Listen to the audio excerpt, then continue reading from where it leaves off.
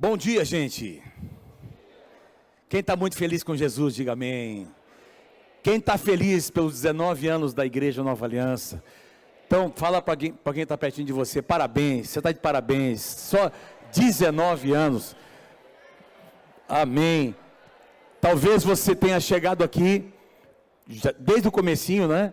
Talvez você tenha chegado mais recentemente, mas de qualquer forma você faz parte da história desta casa, dessa igreja. Amém? E eu estou muito feliz, eu e a pastora Mônica, e estou aqui representando a nossa equipe pastoral, nossa igreja. Trago o abraço da igreja em Londrina.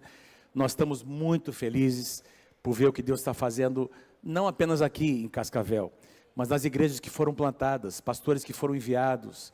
A gente está muito feliz, não é? Quando a gente vem para cá e vê o fruto do trabalho do pastor Samuel, da pastora Meres, e o que tem acontecido neste lugar, nessa linda cidade. Eu não posso me esquecer de quando Deus colocou uma visão no nosso coração. Nós estamos voltando da campanha, voltando lá de Assunção, não é? No Paraguai, e nós passamos aqui por Cascavel e viemos para comer um lanche aqui, entramos na cidade para comer um lanche aqui na cidade de Cascavel, e aí nós olhamos um para o outro. Puxa, que cidade linda. Quem acha Cascavel uma linda cidade, não é? Uma das mais lindas do Brasil, não é? Sim ou não, gente? Que cidade maravilhosa. E a gente falou, puxa, falei com a Mônica, que cidade linda para a gente ter uma igreja, para um dia plantar uma igreja. Deus colocou uma visão no nosso coração. E mais tarde, algum tempo depois, o pastor Samuel eu lembro do dia que ele estava dirigindo louvor lá na nossa igreja. Nós estávamos lá no antigo local ainda, aliás, no local novo, mas no antigo prédio nosso ali, primeiro prédio nosso.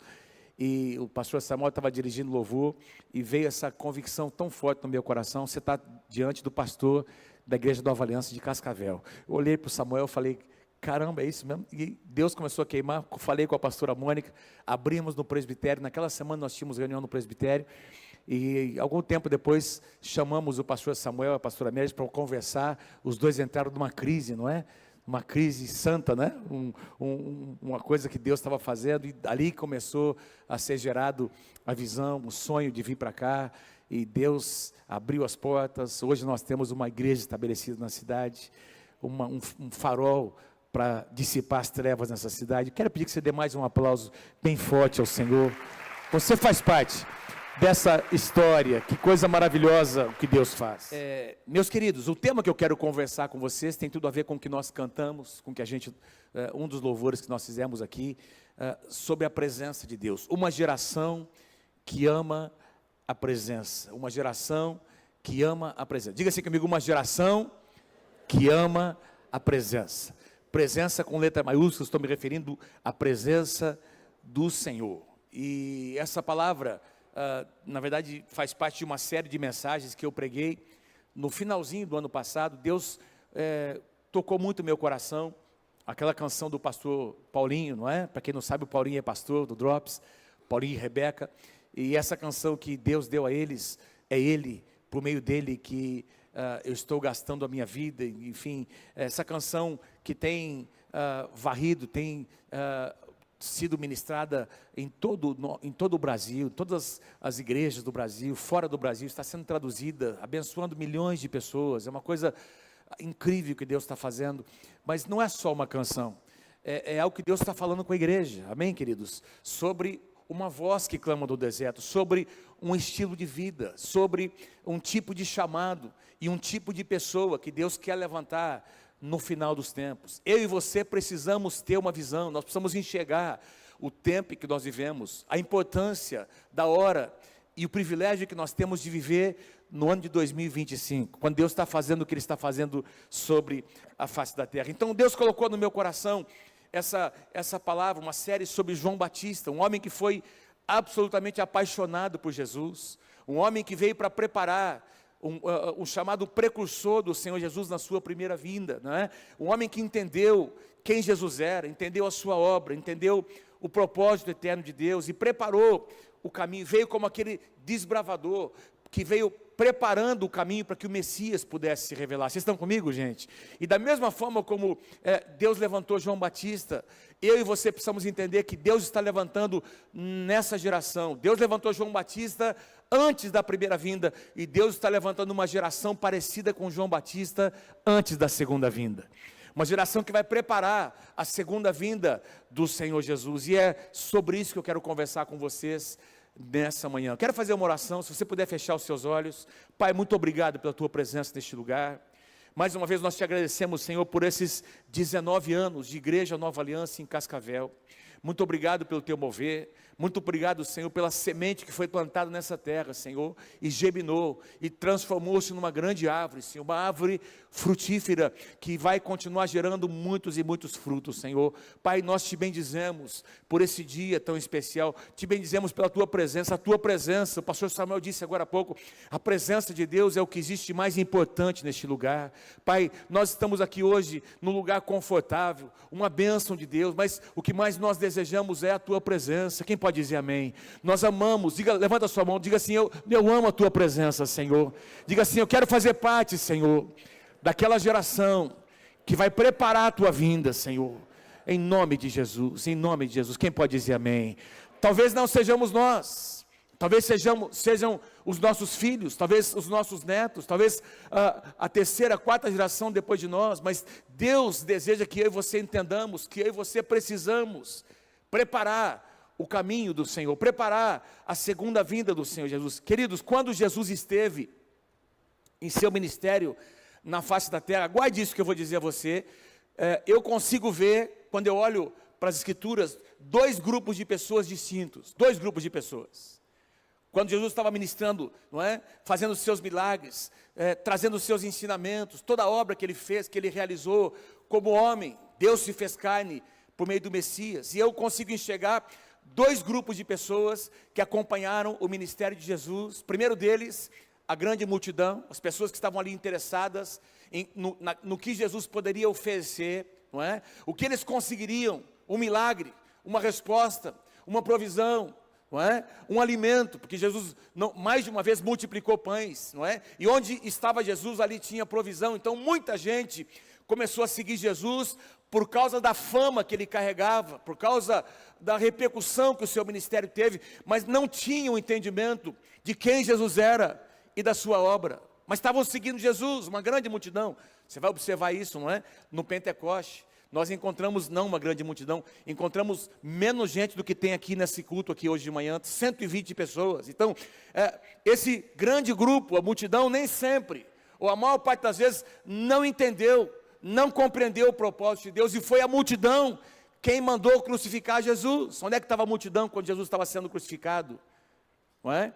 Mas tinha um segundo grupo de pessoas, que eram aquelas pessoas que caminhavam com Jesus, entendendo, ainda que parcialmente, não é? Nem mesmo os 12 apóstolos conseguiram ter aquela revelação tão clara, mas eles começaram a compreender quem era Jesus, qual era a sua obra. Eu acredito que essa visão mais completa da obra de Jesus só descortinou para os apóstolos depois do Pentecoste, quando o Espírito Santo desceu, o seu entendimento se abriu e eles se transformaram, não é, em homens completamente diferentes. Mas eles estavam ali, eles foram atraídos pela presença de Deus, eles foram atraídos por aquilo que Jesus era. Meus irmãos, presta atenção no que eu vou dizer a você. Nós não podemos estar num lugar como esse apenas atraídos por uma estrutura, por aquilo que uma igreja local tem para oferecer. Nós precisamos seguir a Jesus por aquilo que Ele é, pela presença do Senhor, pela revelação que nós temos de Jesus. Quem pode dizer amém?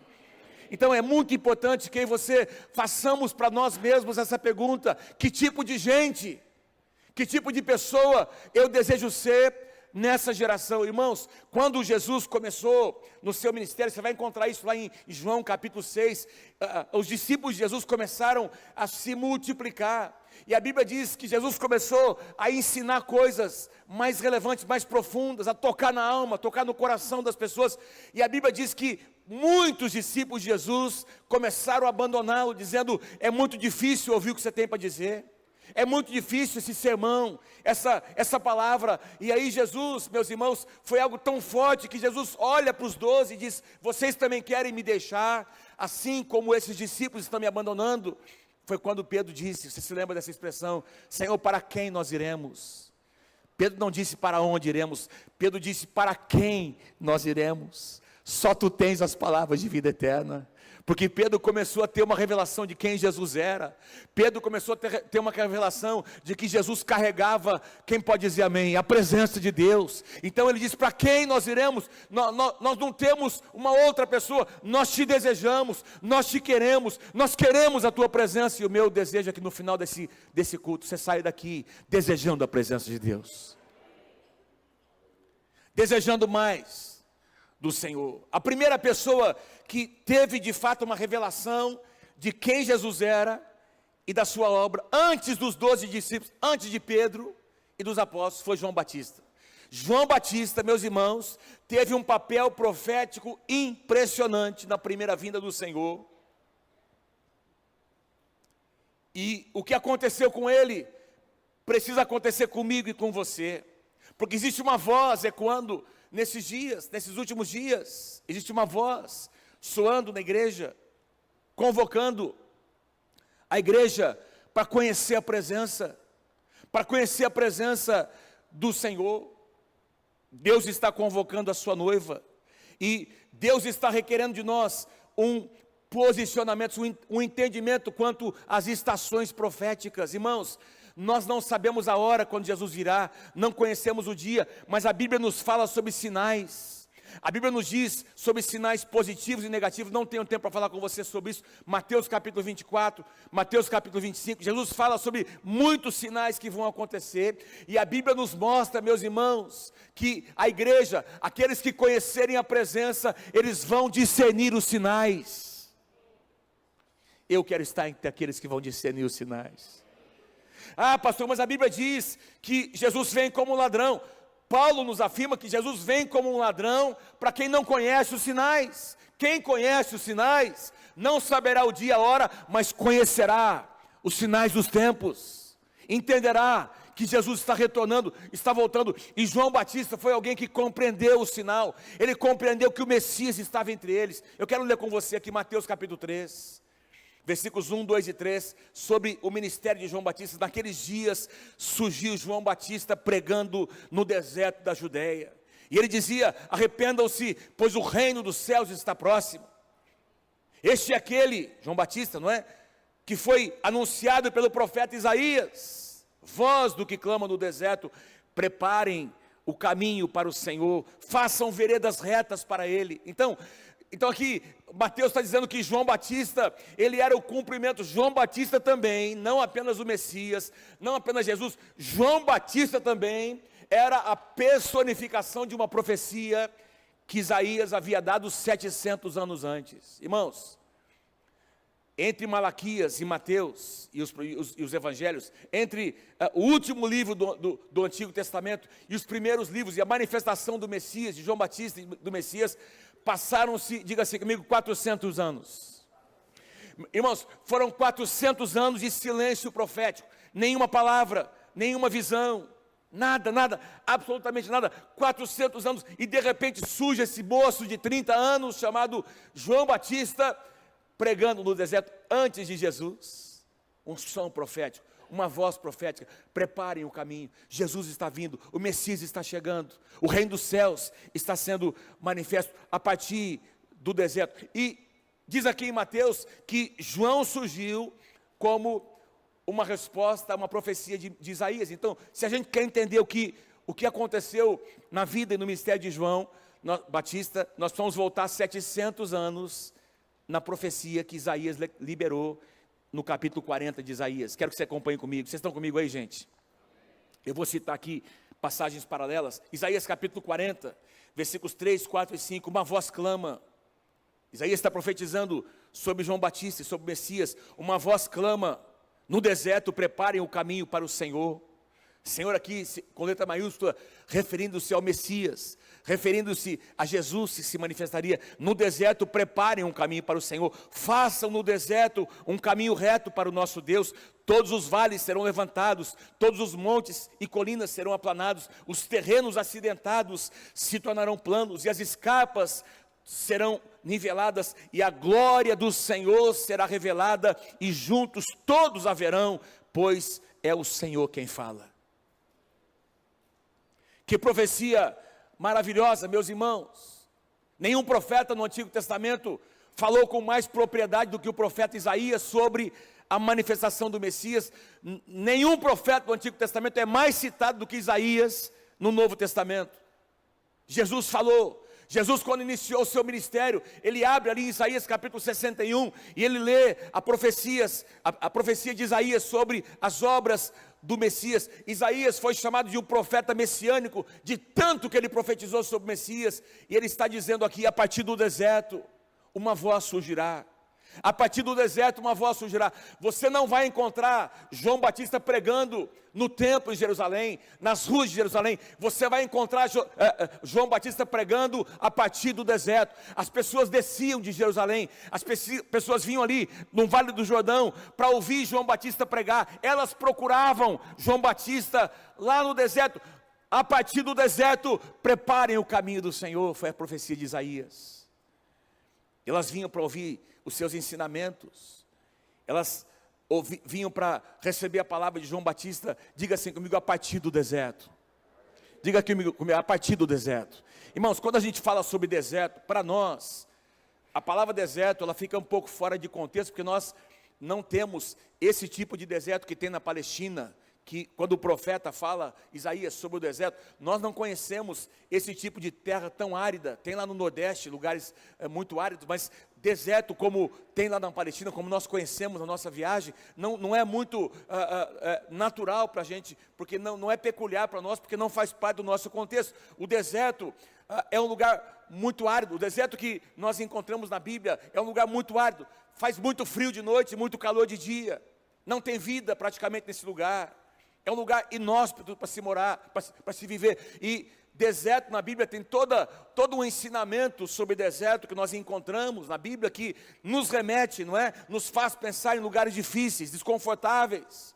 Nós muitas vezes falamos corriqueiramente: eu estou passando por um deserto. Sim ou não, gente? O que significa isso? Eu estou passando por um tempo difícil, um tempo de provação, um tempo em que Deus está testando o meu coração, as minhas emoções. Deserto fala disso, fala de solidão, fala de lugares de tratamento de Deus, em que nós nos sentimos sozinhos muitas vezes, porque estamos sendo tratados por Deus. Você vai encontrar na Bíblia muitos exemplos de personagens que Deus trouxe para o deserto para tratar com eles. Moisés, ali na sua trajetória, não é? Ele mata aquele egípcio. Quem conhece a história sabe disso. E aí Deus tem que tratar com Moisés. Deus traz Moisés para um deserto, e ali ele permanece 40 anos, até que ele tem aquela visão, daquela sarça ardente. 40 anos de tratamento no deserto, sendo preparados. Aconteceu isso com Abraão, peregrinando pelo deserto. Josué e Calebe, também por 40 anos, vendo a terra prometida, e caminhando pelo deserto. Elias foi tratado por Deus no deserto. Davi compôs muitos dos seus salmos, fugindo do rei Saul, no meio do deserto. O próprio Jesus, antes de começar o seu ministério público, Mateus capítulo 4 nos diz que o Espírito Santo o impeliu, o enviou para o deserto, para ser o quê? Para ser provado por Satanás. E ali ele venceu Satanás naquele lugar.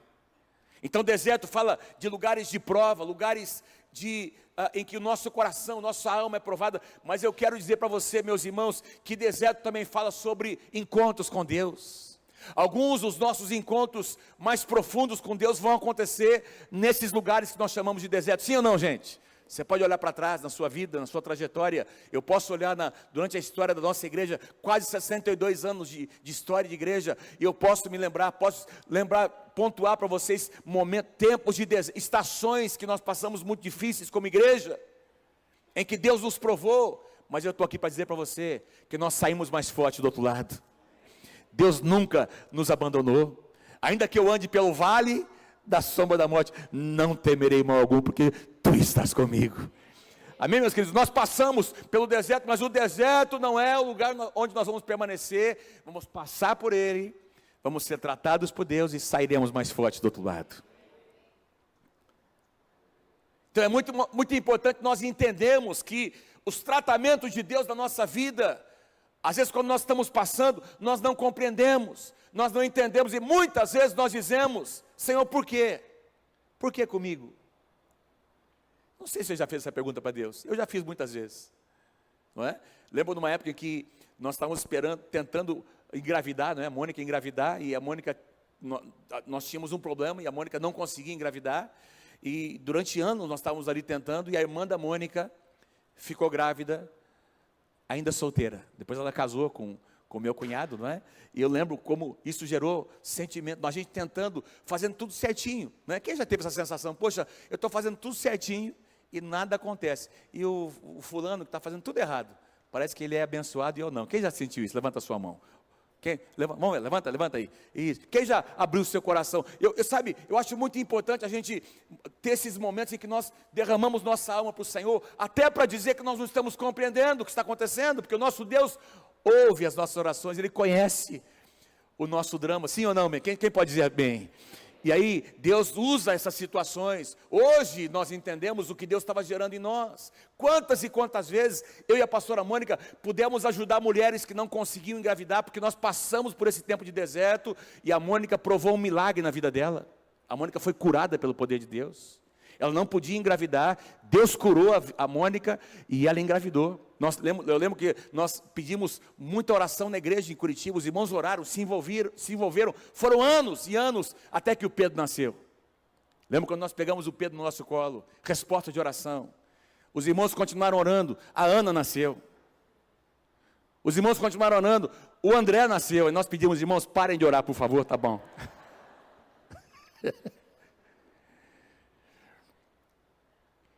Mas quando a gente lê, olha para esse tempo, poxa, foi tão difícil, mas olha o que Deus fez em nós, olha como Deus gerou, olha como Deus tratou o nosso coração, nos levou a um lugar de dependência, de renúncia.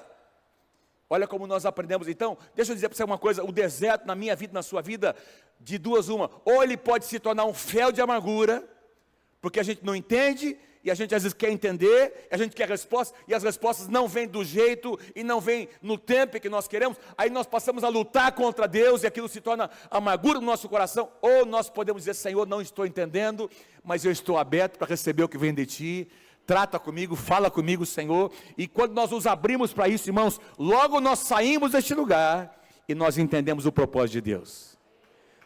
Amém, pode aplaudir o Senhor, porque é verdade, de alguma forma Deus usa aquela situação tão adversa para gerar em nós o que Ele quer gerar, e aí nós entendemos que existem algumas experiências que nós somente vamos ter em períodos assim, que nós chamamos de deserto. Deus disse para Israel, quando vocês entrarem na terra, lembrem dos 40 anos que vocês passaram no deserto, foi naquele lugar que eu enviei o maná todos os dias. Foi naquele lugar que eu enviei as codornizes no final da tarde. Foi naquele lugar que a minha glória se manifestou. Foi naquele lugar que a minha provisão, as suas sandálias não desgastaram, as suas roupas não se corromperam. Foi naquele lugar que vocês conheceram os milagres. Todos os dias a minha provisão se manifestou sobre vocês. Quem é que crê que o nosso Deus é um Deus que faz milagres no meio do nosso deserto? Diga bem em nome de Jesus. Diz lá em Lucas capítulo 1, versículo 80, que o menino crescia, João Batista, e se fortalecia em espírito, e viveu no deserto, até aparecer publicamente em Israel. Não sabemos quanto tempo João Batista viveu. Os historiadores dizem, os comentaristas dizem que os pais de João Batista, que já eram idosos, morreram quando ele era muito jovenzinho ainda, talvez um adolescente, pré-adolescente. E aí ele foi morar numa região desértica, ali onde eles supõem que, onde moravam na comunidade dos essênios, onde os manuscritos do Mar Morto foram encontrados. Era uma comunidade que tinha todo esse ritual de purificação com água. Daí nós encontramos João Batista vindo, pregando o arrependimento e batizando nas águas, para purificação de pecados. João Batista, o Batista, aquele que batiza.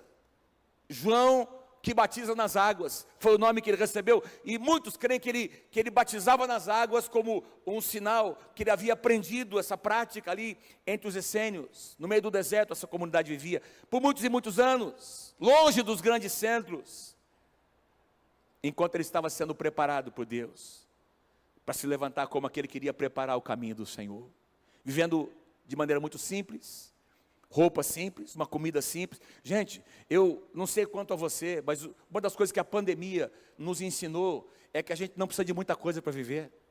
Eu não sei quanto a você, mas na época que nós não podíamos sair, comprar, né? Lembra dessa época, agora que aconteceu agora em 2020, 21, 22, uma das coisas que nós aprendemos é que nós não precisamos de muita coisa para viver bem.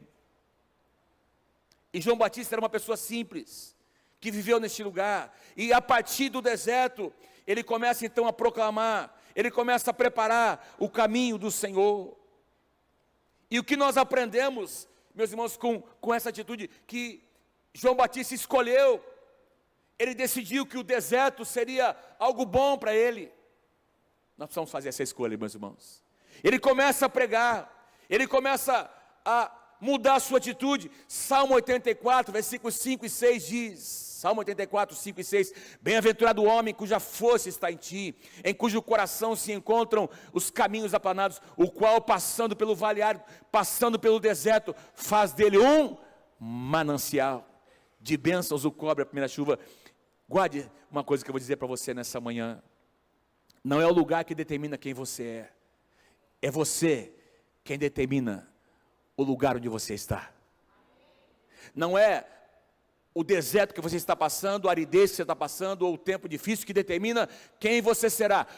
Quem você é em Deus vai determinar, vai mudar o espaço, o lugar onde você habita. Quem crê, diga amém em nome de Jesus. Eu estou trabalhando, pastor, você não sabe, eu trabalho num lugar muito difícil, pastor, ali, eles caçoam, eles riem, crente não tem vez, crente. Gente, se você é um crente em Jesus, você vai incomodar. Presta atenção no que eu vou dizer. Seja uma voz no deserto. Seja uma voz com a sua atitude, com o seu estilo de vida. Isso vai incomodar as pessoas, mas vai chegar o momento em que as pessoas vão te procurar para receber um conselho. Então você vai semear a palavra do Senhor. Faça do seu deserto um manancial de águas.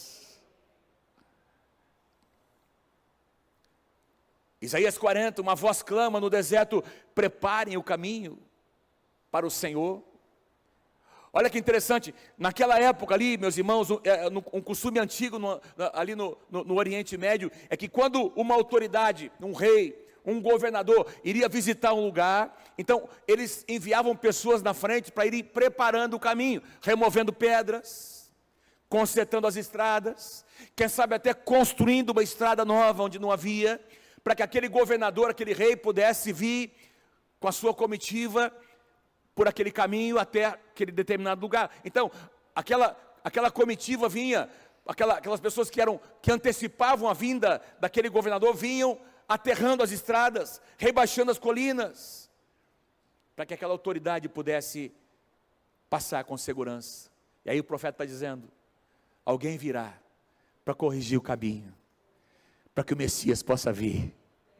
Alguém virá para corrigir as estradas. Alguém virá para preparar o caminho. Todos os vales, versículo 4, serão levantados, todos os montes e colinas serão aplanados, os terrenos acidentados se tornarão planos. Na NVT diz: as curvas serão endireitadas, as escarpas, ou seja, os trechos acidentados serão nivelados. Então, quando tudo isso for feito, quando essa correção começar a ser feita, então a glória de Deus vai conseguir se manifestar. Então a glória do Senhor será revelada e juntos todos a verão, pois é o Senhor quem fala.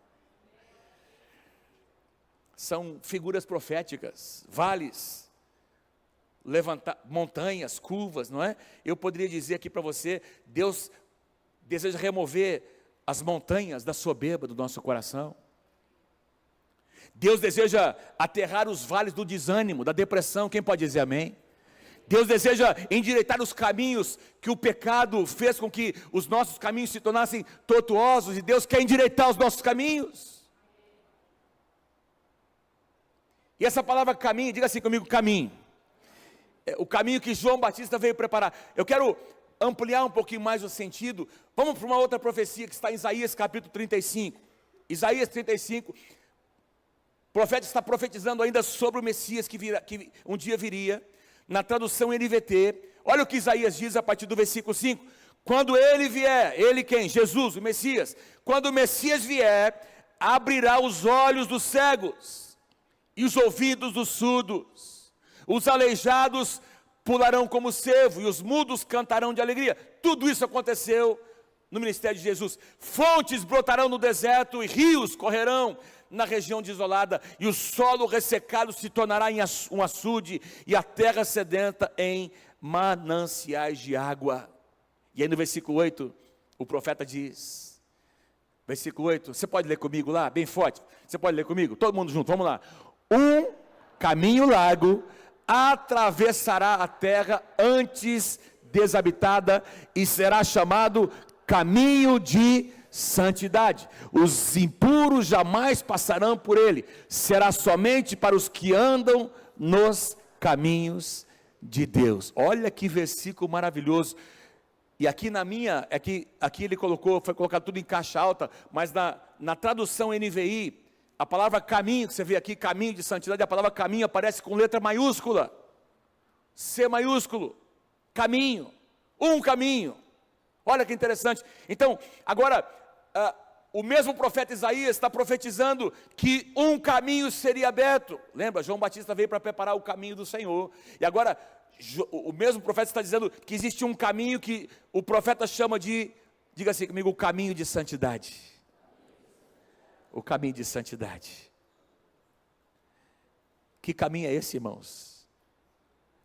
Quando eu li esse versículo, isso aqui saltou no meu coração, eu comecei a pesquisar. Só existem, na tradução NVI, só existem 2 lugares na Bíblia em que a palavra caminho aparece com letra maiúscula no começo. Caminho, C com letra maiúscula. Aqui em Isaías, e daqui a pouco eu vou ler com vocês no livro de Atos, onde aparece a palavra caminho, mais uma vez com letra maiúscula. Mas aqui, deixa eu tentar mostrar para vocês, quando os conterrâneos de Isaías, presta atenção, quando eles ouviram essa profecia, eles logo relacionaram a profecia com a cidade de Jerusalém, porque naquela época, meus irmãos, os judeus, os israelitas, vindos de todas as tribos, eles vinham fazendo as suas peregrinações para adorar a Deus na cidade de Jerusalém. E quando eles ouvem essa profecia, eles pensam que seria preparado um caminho de peregrinação para chegar lá em Jerusalém, mas a profecia não se tratava de um caminho natural. A palavra hebraica, traduzida como caminho aqui, significa não apenas uma estrada, não apenas uma vereda, significa, diga assim comigo, uma jornada. Então, caminho aqui significa uma jornada. Mais do que isso, caminho aqui significa um comportamento, significa um jeito de viver, um estilo de vida. Um estilo de vida. E nós vamos encontrar lá no Novo Testamento, e aqui, antes disso, não é? Nós encontramos então, Isaías dizendo que o nome desse caminho é o caminho de santidade. Mas que caminho era esse, irmãos? Jesus respondeu. Certa ocasião, um pouco antes de ir para a cruz, Jesus começa a compartilhar com seus discípulos: olha, eu logo estou indo, eu vou entregar minha vida, e eu vou para a casa do Pai. Os discípulos começaram a dizer: mas como assim casa do Pai? E eu vou preparar o lugar para vocês nessa casa, nesse lugar. Eu vou preparar um lugar para vocês na casa do meu Pai. E aí Tomé pergunta para Jesus: mas Senhor, onde é que fica a casa do Pai? E qual é o caminho para chegarmos até lá? Foi a pergunta que Tomé fez. E essa foi a resposta de Jesus, João capítulo 14, versículo 6. Tomé, discípulos amados, eu sou o caminho. Eu sou a verdade, eu sou a vida. Ninguém vai ao Pai, senão por mim. Então a resposta para a profecia de Isaías: que caminho de santidade é esse? Diga assim comigo: Jesus é o caminho. Diga assim comigo: Jesus é o caminho. Aliás, Ele não é apenas o caminho, Ele é o único caminho. Não, pastor, mas espera um pouquinho, o que importa é a sinceridade das pessoas. Pastor, na verdade, todos os caminhos levam a Deus. É verdade, irmão? Não, não é verdade. Existe só um caminho. E esse único caminho se chama Jesus Cristo, o Filho de Deus. Eu sou o caminho. Caminho aqui é odos, no grego, que significa uma conduta, uma nova maneira de pensar, de sentir, de viver. Essa é a resposta para Isaías capítulo 40, Jesus é o caminho de santidade. que Deus abriu para mim e para você. Em Hebreus capítulo 12 diz que sem santidade ninguém verá a Deus. O mesmo livro de Hebreus diz que Jesus, tomando o seu próprio sangue, abriu um novo e vivo caminho até a presença de Deus, e eu e você podemos então entrar por esse caminho.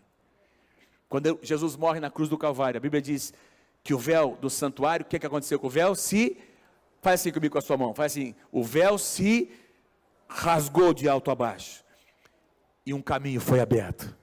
Quem pode aplaudir Jesus nessa manhã? O véu se rasgou, e um caminho foi aberto, até a presença de Deus. E esse caminho se chama o caminho de santidade. Eu quero encerrar lendo com vocês aqui o outro lugar na Bíblia, no Novo Testamento, que coloca a palavra caminho com letra maiúscula no começo. Atos capítulo 9, nós encontramos aqui Paulo ainda, quando era Saulo ainda, né, perseguindo os cristãos. E veja como os cristãos eram conhecidos nessa época. Atos capítulo 9, versículos 1 e 2, enquanto isso, Saulo ainda respirava ameaças de morte contra os discípulos do Senhor, dirigindo-se ao sumo sacerdote, pediu-lhes cartas para as sinagogas de Damasco, de maneira que, caso encontrasse ali, o que, irmãos? Homens ou mulheres que pertencessem ao caminho, pudesse levá-los presos para Jerusalém. Interessante que em Atos capítulo 11, os crentes passam a ser conhecidos como cristãos, mas antes de serem conhecidos como cristãos, eles eram conhecidos como homens e mulheres do caminho. Eu estou olhando aqui para homens e mulheres do caminho. Eu estou olhando aqui para mais de 200 homens e mulheres que amam o caminho do Senhor, o caminho de santidade, o caminho da santidade. Homens e mulheres que pertencem ao caminho. É interessante, eles pertenciam, eles eram conhecidos como aqueles que amavam, que pertenciam, que decidiram andar por este caminho chamado Jesus Cristo. Eu quero encerrar essa palavra deixando 3 perguntas para você nessa manhã. Se o Tiago puder vir, por favor, com os músicos aqui, cantores. Eu quero encerrar essa palavra deixando com você 3 perguntas. Número 1, você consegue compreender o tempo em que nós vivemos? Eclesiastes diz que sábio no reino é aquela pessoa que consegue compreender o tempo e as estações de Deus. No Novo Testamento nós temos 2 palavras traduzidas como tempo.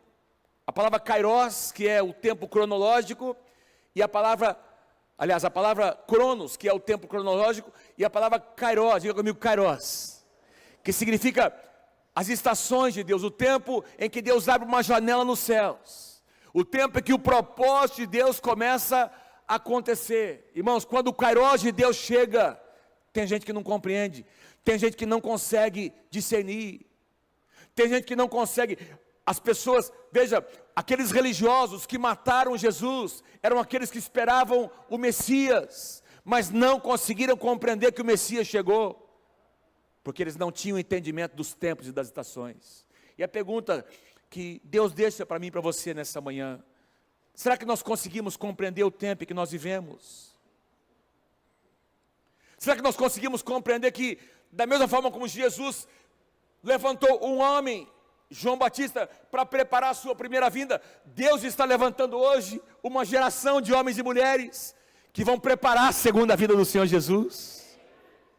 Homens e mulheres que amam a sua presença, que decidiram não viver de qualquer forma, mas decidiram andar no caminho de santidade. E o caminho de santidade tem um preço, meu irmão. Tem um preço, minha irmã.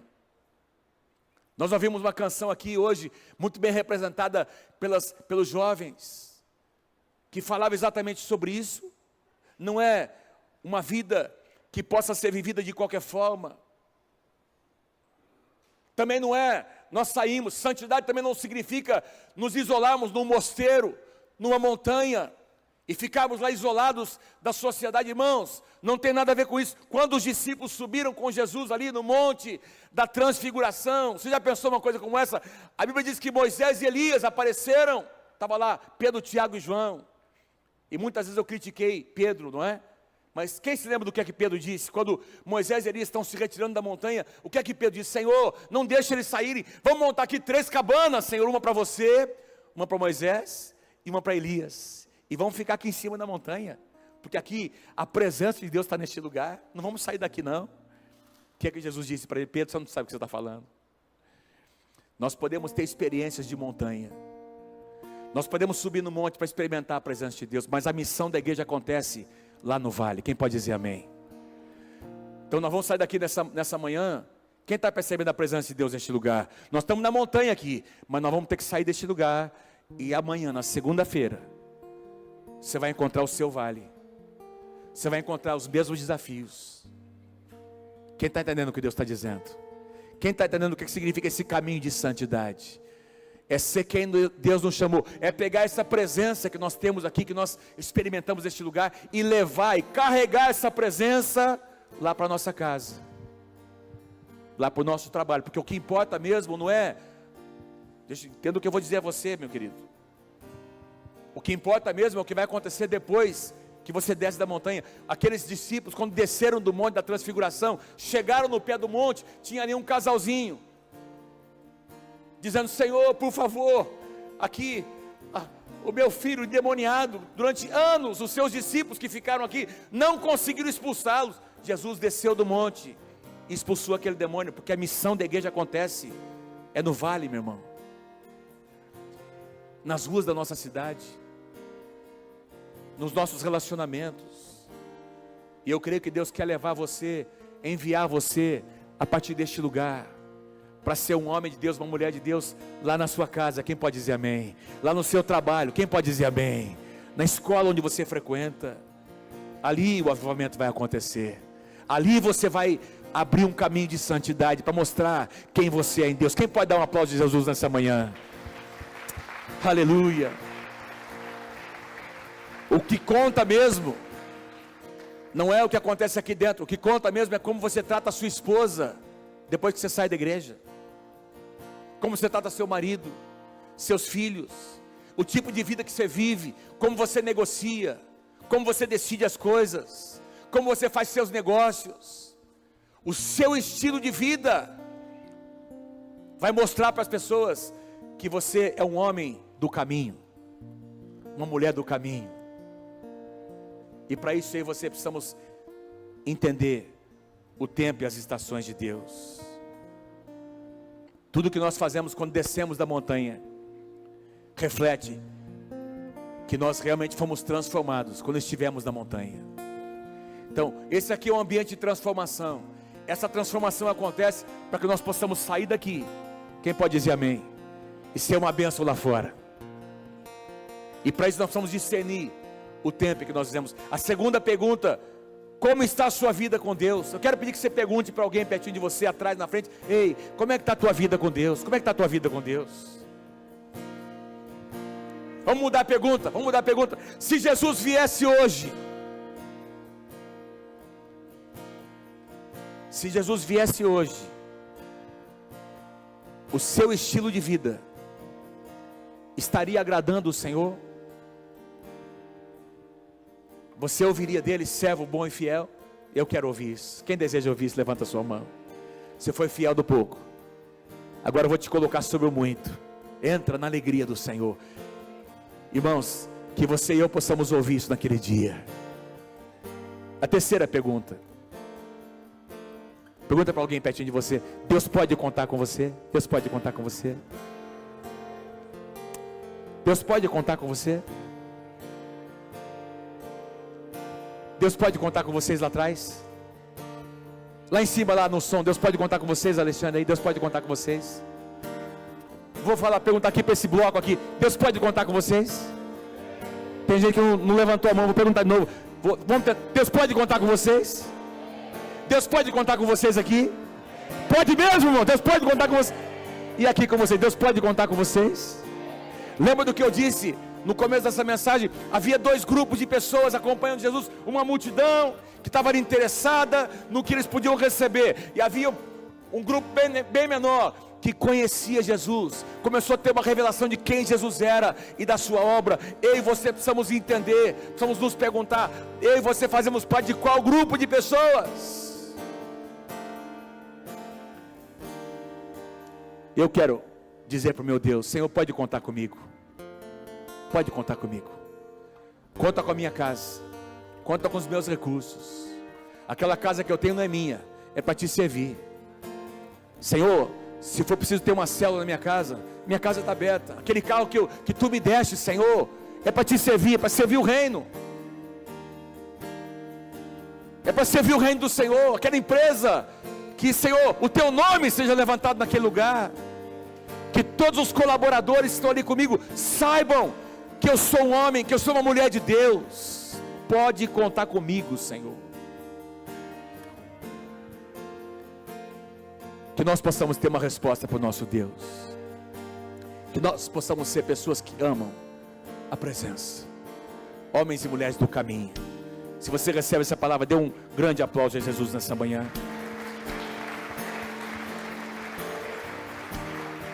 Fique em pé, por favor. Vamos cantar essa canção. Depois eu quero orar com você.